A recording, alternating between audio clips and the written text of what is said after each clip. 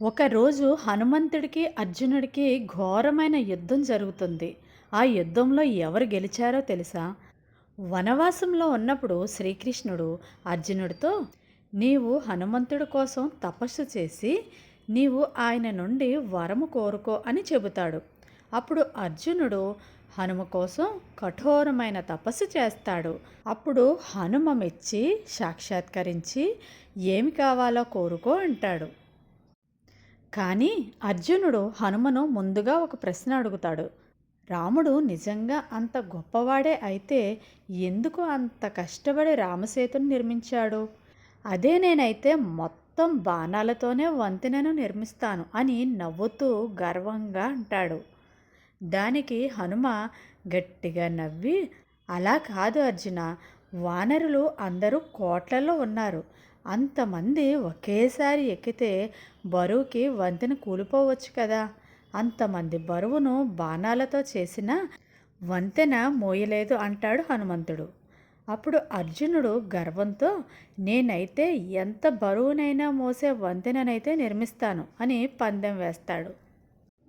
అప్పుడు హనుమంతుడు నవ్వుతూ, సరే అయితే నువ్వు ఒక వంతెనను నిర్మించు. ఆ వంతెన నా ఒక్కడి బరువు తట్టుకుంటే కురుక్షేత్రంలో నీ రథం మీద జెండాలాగా నీకు తోడుగా ఉంటాను. ఒకవేళ ఆ వంతెన విరిగిపోతే ఏం చెయ్యాలి అని అడగ్గా, అర్జునుడు విచక్షణను కోల్పోయి, గాంధీవంతో సహా నేను అగ్నిలోకి దూకి మరణిస్తాను అని అంటాడు అర్జునుడు. అలా వాళ్ళిద్దరూ పందెం వేసుకుంటారు. ఆ పందెం కోసం ఒక పెద్ద సముద్రం దగ్గరికి వెళ్తారు. అర్జునుడు బాణాలను వేగంగా వేస్తూ ఒక పెద్ద వంతెనను నిర్మిస్తాడు. హనుమ, చూడు, ఇలాంటి బలమైన వంతెనను నువ్వెక్కడా చూసి ఉండవు. నీ రాముడు కూడా ఇలా బలమైన వంతెనను నిర్మించి ఉండడు. రా, వచ్చి నేను నిర్మించిన ఈ వంతెనను ఎక్కు అంటాడు అర్జునుడు.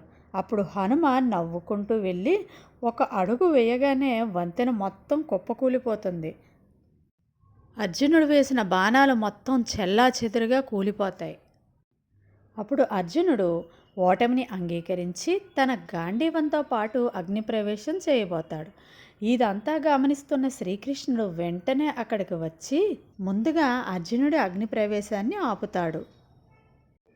ఇంతలో హనుమంతుడు కృష్ణుడికి జరిగిన విషయం మొత్తం చెబుతాడు. అప్పుడు కృష్ణుడు, బాగుంది పోటీ, కానీ పోటీకి మధ్య సాక్షి ఉంటే బాగున్ను. ఇప్పుడు నేను ఉన్నాను కదా, కాబట్టి పోటీ మరలా మొదలు పెట్టండి, ఎవరు గెలుస్తారో చూద్దాం అని అంటాడు. ఈసారి అర్జునుడు మరింత బలమైన దృఢమైన వంతెనను నిర్మిస్తాడు.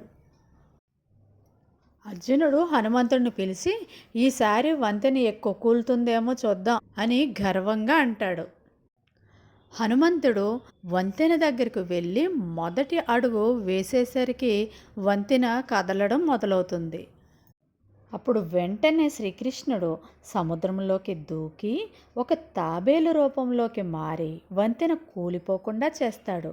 హనుమ ఆశ్చర్యపోయి మరింత వేగంతో వంతెన మీద పరిగెత్తడం, గెంతడం చేస్తాడు. ఎంత చేసినా వంతెన గట్టిగా ఉండి ఎక్కడా చెక్కు చెదరకపోవడంతో అనుమానం వచ్చి ఒక్కసారి వెనక్కి చూస్తాడు. శ్రీకృష్ణుడు అక్కడ లేకపోవడంతో హనుమకు మొత్తం అర్థమవుతుంది.